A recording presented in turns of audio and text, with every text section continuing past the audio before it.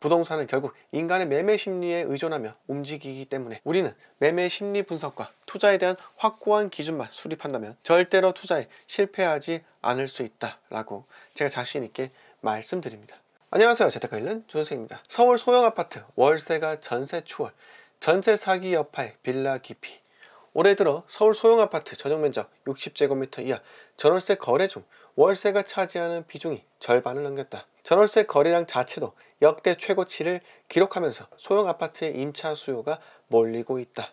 올해 1월에서 10월 서울 소형 아파트 전월세 거래량은 11만 4,962건으로 나타났다. 이는 국토교통부가 관련 통계를 집계하기 시작한 2011년 이후 가장 많은 거래량이다. 서울 소형 아파트 전월세 거래량은 2018년 5만 9,936건, 2019년 6만 6,463건, 2020년 7만 9,128건, 2021년 9만 4,074건, 2022년 11만 202건으로 증가세를 보였다. 월세 비중은 역대 최고치를 기록했다. 올해 1월에서 10월 월세 거래량은 5만 7,761건, 전세 거래량은 5만 7,201건으로 월세 비중은 50.2%로 집계됐다. 월세가 차지하는 비중이 50%를 넘은 것은 1월에서 10월 기준 처음이다. 요지는 이겁니다. 25평 이하 아파트 전월세 거래량이 점점 증가를 한다는 것입니다. 차트를 보면 2011년에서 2016년까지 크게 변동이 없는데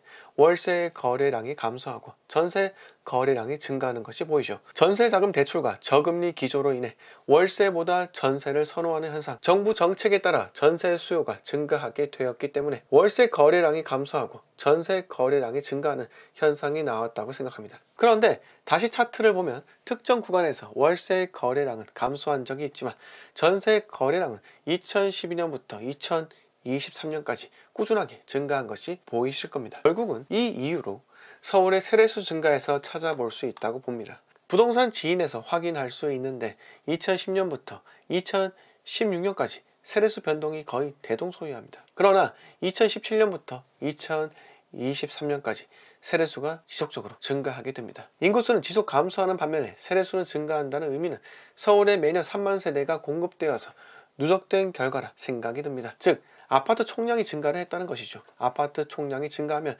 임대 매물도 증가하기 때문에 당연하게 전월세 거래량이 증가한다는 것입니다. 여기서 기자분께서 빌라 사기 때문에 소형 아파트 거래 건수가 증가했다, 이렇게 기사를 쓰셨습니다. 저는 여기서 드는 의문이 있는데 빌라 사기를 이미 당한 사람과 빌라 사기를 걱정해서 빌라에 들어가지 않는 사람, 이렇게 크게 두 가지로 분류할 수 있는데 빌라 사기를 이미 당한 사람은 전세금을 떼었기 때문에 아무리 작은 소형 아파트라 할지라도 전세금을 마련하기는 어렵다는 것입니다. 그럼 빌라 사기를 걱정해서 빌라에 들어가지 않는 사람은 전체에서 비중이 작기 때문에 이들 때문에 소형 아파트가 오른다? 이건 다소 비약적이지 않나 생각이 듭니다. 2015년부터 2020년까지 전세 거래 건수는 2만 건대였다가 2021년에 갑자기 4만 건대, 2022년 5만 건대로 갑자기 확 뛰는 것이 보이실 겁니다. 물론 여러 가지 이유가 있겠지만 제가 생각할 때는 2020년 8월부터 도입된 계약 갱신 청구권을 인해 전세가 폭등이 발생했었고 임차인들이 전세 갱신 계약을 주로 했었기 때문입니다. 이때 임차인들은 매매 수요로 전환되었느냐? 아니죠. 본인이 전세로 거주하는 동안 갱신 청구권을 인해 집값이 이미 폭등했기 때문에 매매로 이어지는 수요는 급감할 수밖에 없었습니다. 차트를 보시면 2020년 중반부터 거래량이 하락하는 것이 확인되실 겁니다. 제가 오늘 말씀드리고 싶은 내용은 부동산이 상승하고 하락하는 이유는 한 가지가 아니라 수만 가지의 원인들이 상호작용을 하면서 수요와 공급의 곡선이 왔다 갔다 하면서 균형 가격이 계속 변하기 때문입니다. 그런데 부동산을 지나치게 복잡하게 볼 필요는 없습니다. 제가 이렇게 부동산에 대해 매일같이 이야기를 하는데 이때 많은 분들이 악플을 다십니다. 그런 이야기 나도 하겠다. 그런데 여러분, 부동산 누구나 다 쉽게 이야기할 수 있습니다. 부동산에 대한 정보는 시장에 이미 공개되어 있기 때문입니다. 여러분들이 아는 정보 저도 알고 있고 제가 아는 정보 여러분들도 이미 알고 있기 때문에 일부러 어렵게 접근할 필요가 없다는 것이죠. 전문가들이 온갖 거시경제 지표를 가지고 설명을 하기 때문에 매우 복잡해 보이지만